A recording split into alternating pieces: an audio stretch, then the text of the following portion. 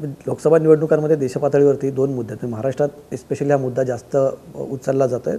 तो आहे प्रचारामधला संविधानाचा मुद्दा.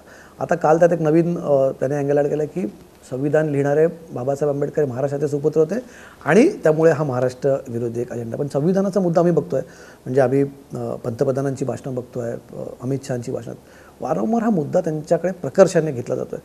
हा मुद्दा थोडासा आपण म्हणू शकतो की अडचणीचा आहे की जे स्टेटमेंट आलं की संविधान बदलाचं, की 400 पार आलं तर संविधान बदललं जाईल.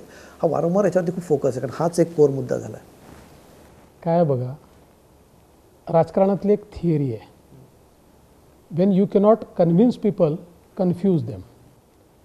आणि आता विरोधी पक्षाला लोकांना कन्व्हिन्स करता येत नाही आहे, विकासाच्या अजेंड्यावर बोलता येत नाही आहे.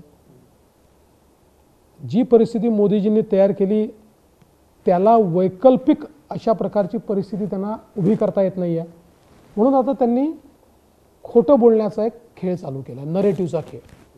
हे रोज खोटं बोलतायत, पण लोक त्याच्यावर विश्वास ठेवू नये म्हणून आम्ही त्याचं उत्तर त्या ठिकाणी देतो. आणि मोदीजींनी स्पष्ट सांगितलं की जोपर्यंत नरेंद्र मोदी आहे आणि भाजप आहे, आम्ही संविधान बदलू देणार नाही.